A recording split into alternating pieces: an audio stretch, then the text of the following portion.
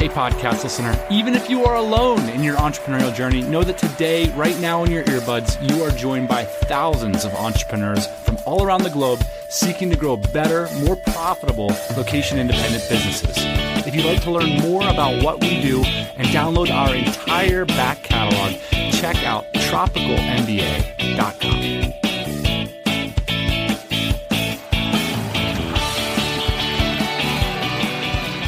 Today's show is the story of entrepreneurs and specifically listeners of this show connecting with each other to help each other out on their entrepreneurial journey, which is what this whole thing is all about. If you're listening to this today, I implore you, you don't have to do it alone.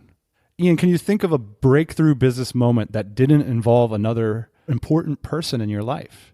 Most of the time it does. I'm excited about today's story, Dan, because a lot of what we call like luck, serendipity, things like that. This person got lucky. Oh, this person just happened to meet this other person. Are they in the right place at the right time kind of thing? Exactly. This is that story. And I think what people will find surprising is that luck doesn't always mean luck. Today's story is one of both generosity and a gift. And on the other hand, turning a helping hand into, in this case, we have concrete numbers, building a business from zero to over $50,000 in monthly recurring revenue in just 1 year. So it all starts with Greg Gerber, who posted in our forum, the DC, a few months back, that he was willing to give one other community member a chance to come to Bangkok, to come to the conference, DC BKK, for free. And not only was he doing that, but he was offering the flight, the ticket, the hotel, and everything. And others got on board. Like Ben McAdam, who is an accountant, the virtual CFO, offered his services. Jimmy and Doug from Manal threw in a backpack. It became this sort of explosion of love in the forum. What did you think when you saw this, Ian? I thought, what an amazing opportunity. And then after I found out who it went to and the backstory, I thought we got to get this on the podcast. So here's Greg explaining what motivated to make this gift in the first place.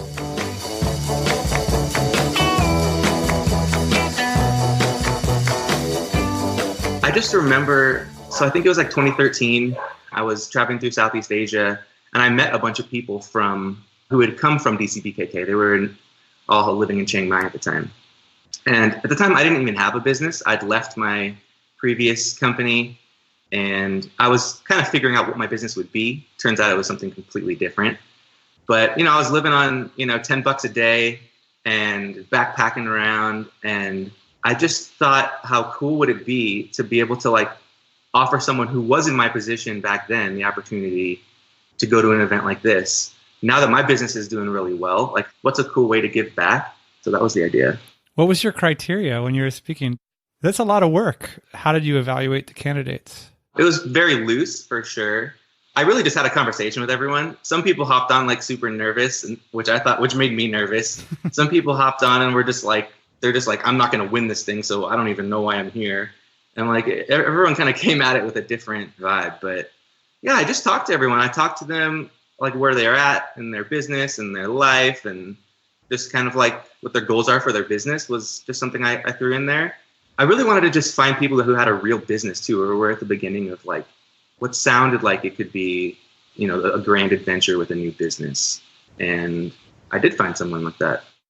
My name is Madeleine Lambert, and my company is Content Refined, which is an end-to-end content marketing solution for your business. I started it just about a year ago, actually. It's been a crazy year.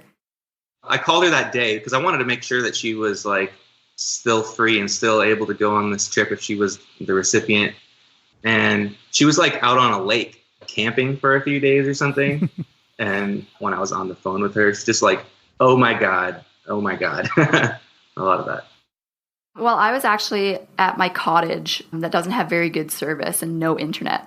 I got a message from him and he was like, hey, call me. So I called, and I'm lucky it was a good day up there, because if it had been rainy or overcast, that call would have never gone through. I called him and he said, hey, I want to send you to DC BKK. And I screamed, and my mom thought that I'd fallen there's sort of like a cliff area up near the top of where the cell reception is. So I screamed and my mom comes like running out and she sees that I'm on the phone. Yeah, I was like I was in disbelief for a little while, and I was just over the moon excited. I kind of realized that when you're either not just an internet entrepreneur, but any kind of entrepreneur, and especially if you work remote, like I have a team, but we're all spread across the world. And I kind of feel like the guys that I've met in the DC, they're like my colleagues, right? Like if you have like a 9-to-5er, you go to work every day, you see the same people, you go out for drinks after, and you've got like this built-in kind of friendship based around work. And when you work remote, you don't necessarily have that. And I feel like the people I've met in the DC have kind of become that. We can hang out and just meet new people, talk about work stuff, which, isn't necessarily cool to do all the time when you're out hanging out with your wives. You can just kind of like have a good time. Man, it was so inspiring to meet these people. I walked away with a book of ideas. I'm not even joking. Like I wrote action items down in my notebook, and there were honestly probably about 30 of them that I wanted to do. I knew that if I went home immediately, I would be tired, I'd be jet lagged. So what I did was I booked 4 or 5 days down in Phuket, and I had like a work vacation where I basically said, nobody talk to me. I'm working for 5 days and I am getting through this list of action items. So that's what I did. I can read you my numbers over the last few weeks. I just did them. My business has grown significantly since DC BKK. I just think that it was an incredible event. Awesome parties. The rooftop parties were so fun.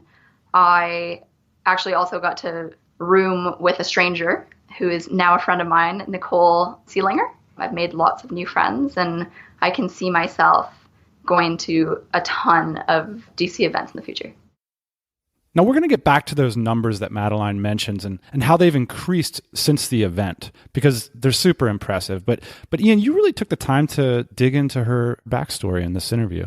Yeah, I thought it was important because of what we mentioned before. I think so often these stories, people only get to hear half of them, and they just feel like people got lucky. People offered that golden ticket. Yeah. And I don't think that that's the case at all here. And a little bit later in the interview, we're going to get into some of the things that Madeleine has to say about the challenges of entrepreneurship as she sees them, especially for women. But first, the part of her story that will be all too familiar to many listeners. I was living in Toronto. I was working at like a small startup medical tech company. It was a great job. I just hated Toronto so much. Like I had a great social life. It was just the daily commute. Basically, I would get in my car, I'd sit in traffic. My commute was really only 10 kilometers, but it was like an hour there and an hour back, and it was just really crappy. There was nothing wrong with the company.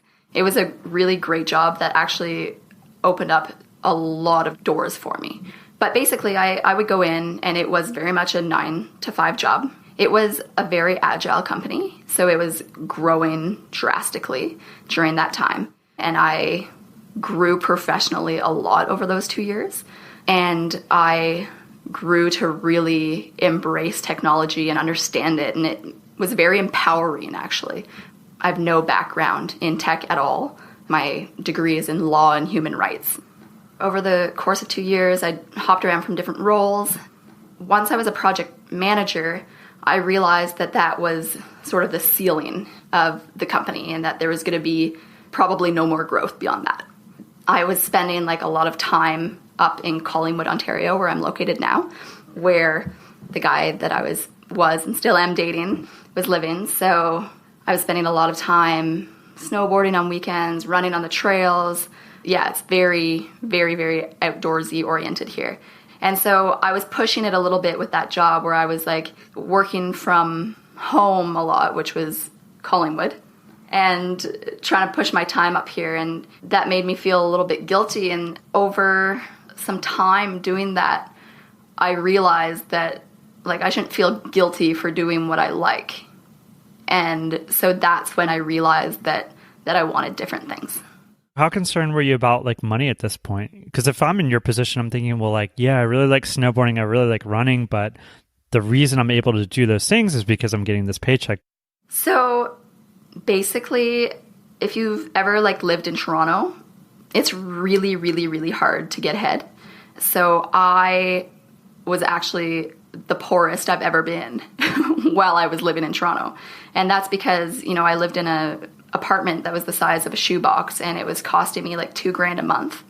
And then every time you leave your house in Toronto, like if you have a social life, you're spending quite a bit of money every time, you know, whether you're going to Jays games, Raptors games, restaurants, like there's so much to do that, yeah, if you're social, you're not going to have much money at the end of the day.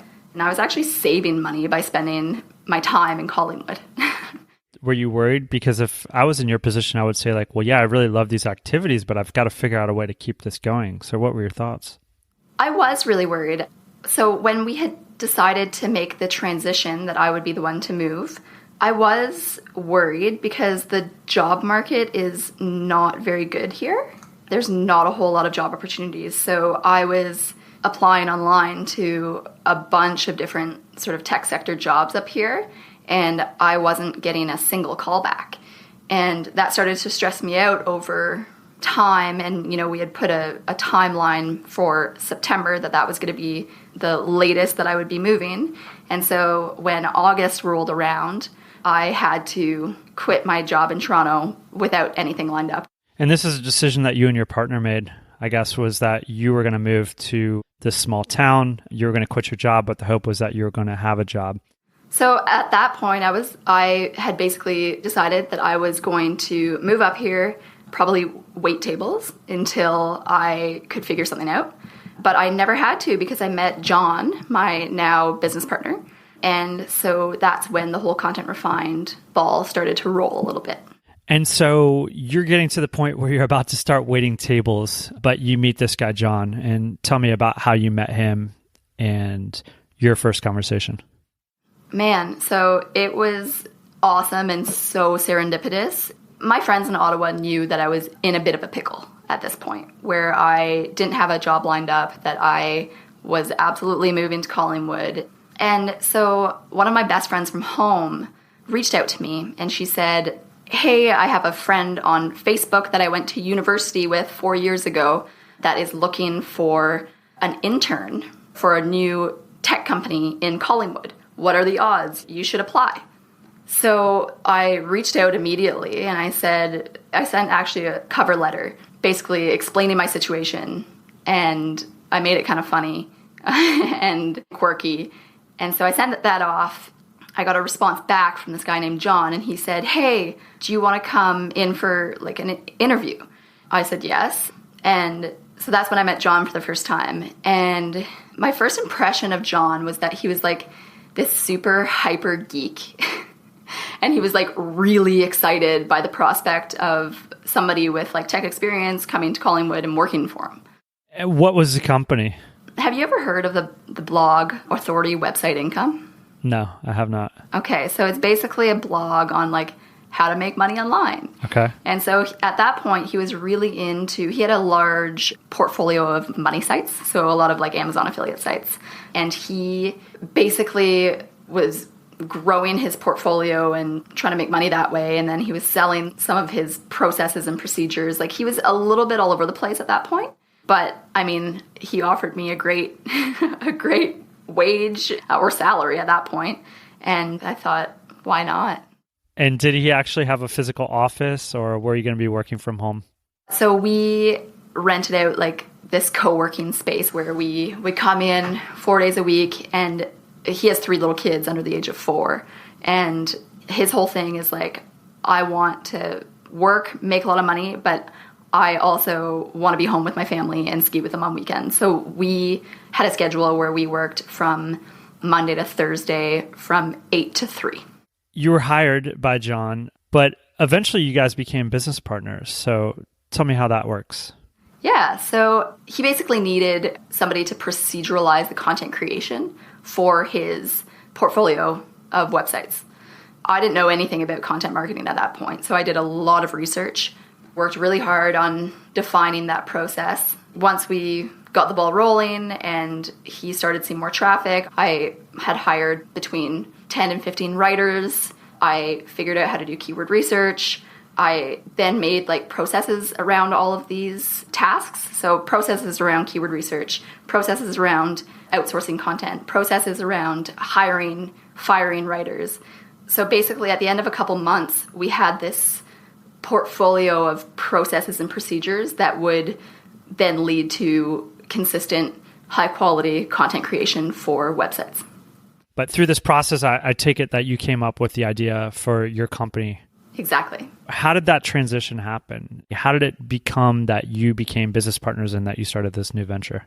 So basically, after we saw that his rankings were doing well and that this was proceduralized, he probably didn't really need me anymore. So I basically said, hey, John, you have a list of 20,000 followers on your authority website income blog. Let's pitch this as a productized service and make a little business out of it. And so that's how Content Refined was born. And so if I'm in your position, like, this is pretty sweet, right? Because I'm in this little town, I get to go skiing, I'm off at 3:00 every day. Why did you want to take it to the next level? Like, you had a cush job. You could have easily told John, like, I'm valuable here. Why did you want to take it to the next level and start a company? I had really felt empowered by the entrepreneurial aspect of what I was doing.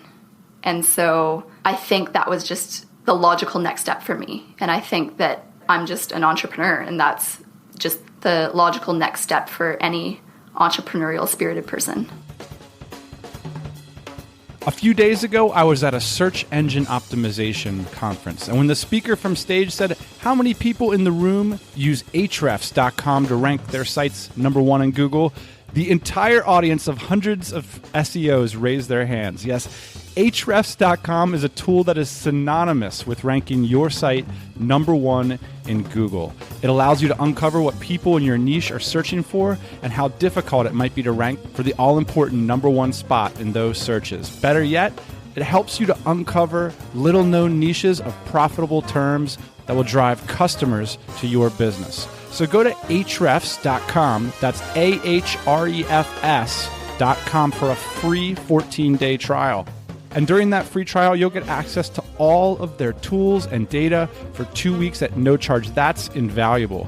And Ahrefs is also offering one lucky TMBA listener the chance to win an annual subscription valued at over $2,000. To enter that draw, just share this episode on Facebook and let us know about it. Thanks again to Ahrefs.com for sponsoring the show.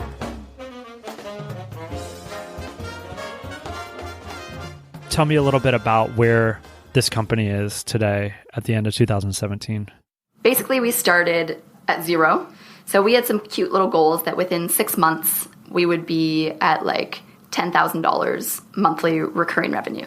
So after the first couple months, we realized like we were already there at like $10,000 monthly recurring rev. Honestly, I have been desperately trying to build the foundation of this company with like everything I have at this point. And it's been a lot of work. It's been a lot of trial and error, but it's been a very rewarding year for sure. And can you share with us what your reoccurring revenue is right now after this first year? Right now, we're sitting between $50,000 and $60,000 monthly recurring rev. And that all happened within 12 months? Yes. It's amazing. Yeah, it happened really fast.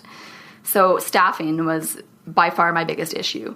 I was basically doing everything up until May when we hired a summer student to help. And so we built up some extra capacity. That was the first time, this sounds ridiculous, but that was the first time that we had time to understand our numbers. So it wasn't until April that we actually hired somebody specifically to help us understand our numbers, because I don't think that you can have a business without understanding your income. So that helped out a lot. And I think that was pivotal for the business at that point. How much skiing are you doing right now?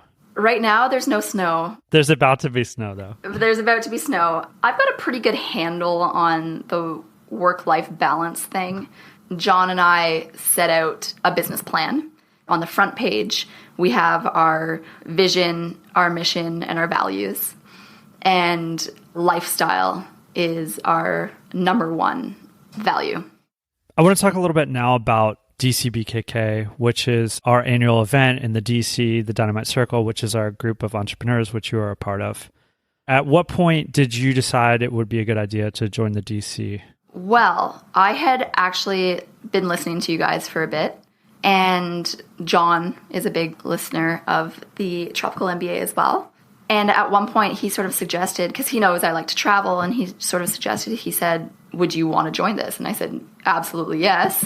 So he basically helped fund that for me, which was really nice. So that's when I first started. I think I joined in May or June, and it has been an incredible community of people, and I feel as though it was probably the best decision, aside from starting Content Refined, that I've made this year. You got into the community. When were you made aware of DC BKK? Because a lot of times it's not super clear when you're in our community, like what other things are that's going on. So tell me what your first impressions were. I heard about DC BKK pretty much as soon as I joined. I definitely knew that it was not in my budget this year, just because, I started a company this year. It just wasn't going to be a reality for me. And then something happened, and this is a story that I want to tell, which is Greg Gerber offered a ticket to DC BKK. And so what he did was he posted up in the forum, he said, hey, I'm going to sponsor somebody to come to this event. You can apply here, and I want to hear your story. And so what did you think about when you saw this post from Greg? I thought, that's wicked. This guy must be badass. And I applied for it right away. He contacted me 2 days later.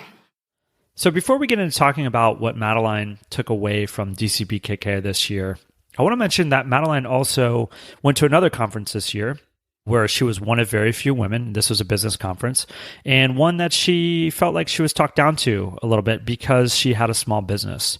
And I think that this is worth noting is I am always very interested in those that are starting off, especially because I feel like I have a lot to learn from these people in terms of what is going on the cutting edge, what is going on now that they're discovering that I didn't know when I first started my business. So although I think it's easy to dismiss these people that are just starting out at conferences, I think it's worth taking note. I think it's worth talking to them. I think it's worth understanding what's going on the front lines, because it changes year to year in this rapidly evolving landscape that we're all working in. But anyways, let's get back to Madeleine's numbers. I'm always interested to learn how much money these businesses are making.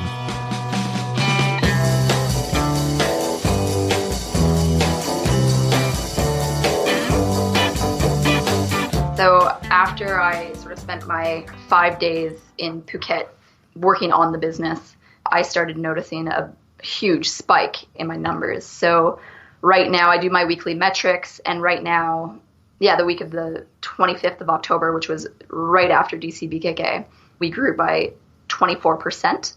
Overnight, 24%? Basically overnight, within a week. And then the week of November 2nd, we took a tiny little dip, but after 24% growth, that's not weird. So we took a 3% dip. And then the following week, November 8th, we jumped up another 5%. And then this week, November 15th, we jumped up another 20%. So we have grown a lot since DC BKK. And I do think that it's because of the steps that I took right after the conference to make sure that I was getting through those action items. Can you give me some concrete examples of things that you took away and things that you feel like are affecting the numbers in this way? First of all, I increased my prices. Okay. I proceduralized certain things that had been sort of stuck on my plate for a long time, just because I had that mentality, this is easier for me to do. So I spent time to proceduralize that, create some documentation around it, and then I outsourced it. So getting stuff off of my plate was very important for this growth so that I could focus on sales. And then just different sales tactics that I've taken away from DC BKK. And my pipeline is still full, and 50% of those prospects are leads from DC BKK. So at DC BKK, many of you know, Friday is the mastermind component. You sit down around a table, 7 other entrepreneurs that are somehow related, whether they're in a similar business, they're making similar amounts of money, they're working on similar projects. And then Saturday and Sunday, breakout sessions and talks. And so Where was it that you got most of this information to grow your business so fast? I got a lot of it from my mastermind. The Friday mastermind was, I think, the most valuable day. The hot seat was such a great time for me to present my problems and get great feedback from the people I was sitting with. I thought it was amazing. And so the way the hot seat works is, again, you're with 7 other entrepreneurs. You get 3 to 4 minutes to explain what your biggest business challenge is, and then 20 to 25 minutes for other people in the group to ask you questions and give you options on how you should proceed. Do you remember what you brought up to the group as your biggest business challenge? Yes, I do. My biggest business challenge was definitely scaling my team while keeping it profitable. Another big business challenge was how to get existing clients off of my plate, because I have been with them for a year and it feels like a breakup and I don't want them to feel that way, right? So that was another really big problem for me that they helped me work through. Another one that I brought up was the fact that I am a young female entrepreneur, and at some point, like, I want to have kids, and that's going to be a problem for the business. And so how to systematize the business to the point where I can step away from it in order to start a family. That's interesting because I'm on that path. It's going to happen a month from now for me. Oh, amazing. Congratulations. Yeah. So did you meet anybody that you felt like had some good answers to that at the conference? So I was around a group. My mastermind was all males, and I think that question kind of freaked them out. They didn't really know what to say, and they immediately said, go talk to this woman. She'll have all of the answers. So your mastermind was all men. Yes. It was awesome, but there were quite a few females at the conference as well. What is that dynamic like for you? Because obviously I'm a guy, and I'd say this industry is mostly men, but there's a lot of female entrepreneurs, whether or not they come to this conference. You know, I think that number for us at DC BKK and at our events is definitely increasing, but what is it like to be in an industry that is primarily male dominated still? I think that it is empowering. I think that a lot of women don't become entrepreneurs for strictly biological reasons. You know, it is riskier for women to be entrepreneurs and to live the life they want to live down the road. When you say riskier, what do you mean? Like, I'm not going to get a maternity leave, right? Like, there's not that built-in component of security that will allow for women to start families and secure their jobs. And do you think this is a big driver behind why women don't join this movement? Yeah, I do. And I think that there should be additional resources for female entrepreneurs to have those same opportunities. It's interesting that you brought up the other conference that you went to and you said, you know, I kind of had a smaller business. People weren't as willing to talk to me, you know, and I've heard that criticism too of women at conferences too, which is like, oh, she's a woman. Like, what could she possibly know about my business? And this isn't like make believe. This is really happening, I think, at some conferences. Have you encountered this?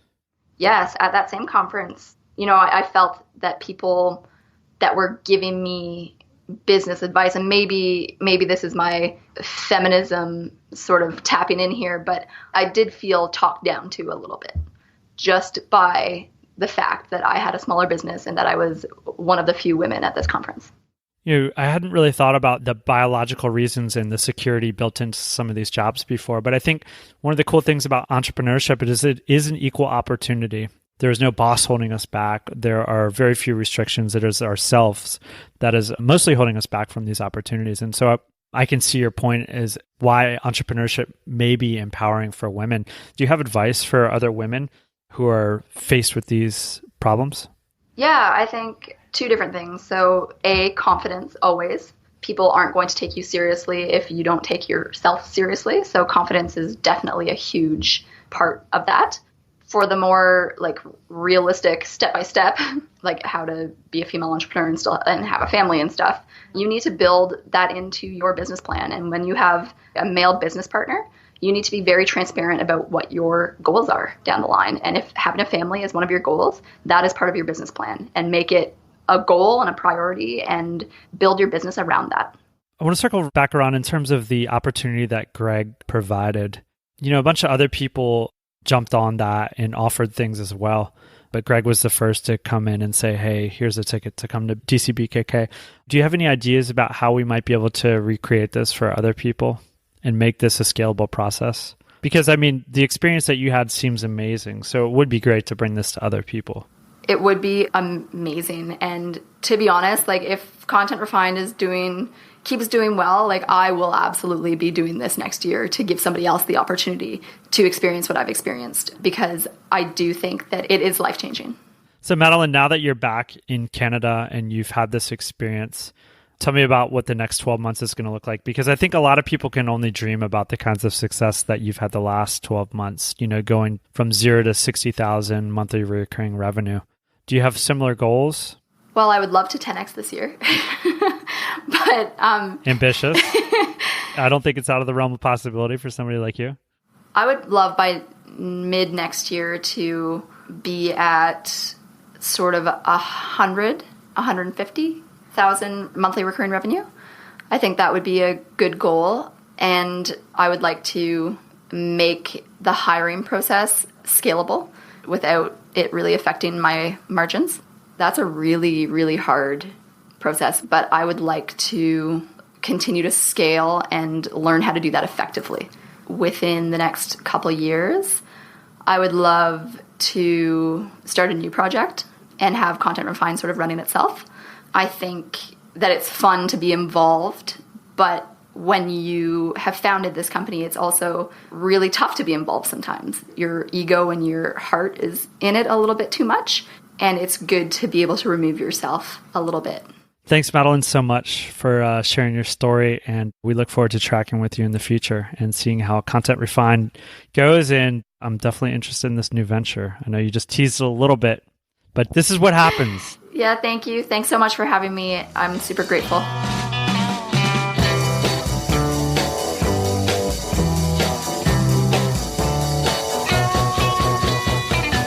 And what do you think of people who write off stories like this as a case of the good lucks? I think they're wrong. There's a certain element of serendipity. There may be a little bit of luck. I think this is what successful people refer to as luck, which is essentially creating opportunities for yourself. Madeleine was not scratching a lottery ticket in any way, shape, or form. In my opinion, she was putting herself out there on a regular basis, aggressively, and then she started bumping into the right people that helped fulfill her reality and what she wanted to be in terms of success. So do I feel like she could have done it without these people? Absolutely not. But she was searching for these people, and she was absolutely putting herself out there to be vulnerable and to catch these opportunities. Ian, one of the first opportunity that ended up coming her way happened in the way that she tells it right after she accepted the possibility of waiting tables, which I don't actually think is a big coincidence. It's often when we sort of break the belief system. In other words, she was willing to sacrifice, right? Like she was willing to go back to waiting tables in order to get an entrepreneurial career off the ground. And I think for so many of us, good things don't start happening until we take that leap of faith. To point out the difference there, Dan, because I think there's two ideas of waiting tables. There's this idea that I could wait tables, and then I will wait tables. And a lot of people think that they could. Not a lot of people are willing to actually do that. A little bit of inside baseball, thinking about what Greg did here, Ian. When I first saw this, I didn't really know what to think of Greg's offer because it was so out there. I would never have expected this. I was a little suspicious of it, to be honest. And I think what made this work in the end and what created such a awesome feeling of somebody offering a true gift to somebody else is that it was just that. It was authentic. There wasn't any strings attached. There wasn't any little gotcha caveat, come buy my book, or you know what I mean? It was, which would have even been maybe okay. But so many of us, when we get to a level of success, we start to ask ourselves, how can I be more fulfilled? How can I be happier? How can I make my business better? If you want to solve your own problems, stop trying to solve your own problems. Go help somebody else. And that's what Greg did here in a really fun, authentic way. And a lot of cool things have transpired because of it. So big ups to Greg for being a generous entrepreneur who's giving back. Anything else you want to add, boss man? We put a ribbon on it. That's it. Really happy to hear this story. And in my eyes, really lucky to be a part of this story as well. Very cool. So if you guys want to weigh in on this episode or check out any of the show notes or links mentioned, it'll be posted at tropicalmba.com/gregsgift. And we'll be back next Thursday morning, 8 a.m. Eastern Standard Time. Hey, thanks for listening to the Tropical MBA podcast. You can go to tropicalmba.com, get access to hundreds of back episodes and all kinds of other goodies. Load up your iPod. That is the cheapest way to fly business class on your next international flight. We will see you next Thursday morning, 8 a.m. Eastern Standard Time.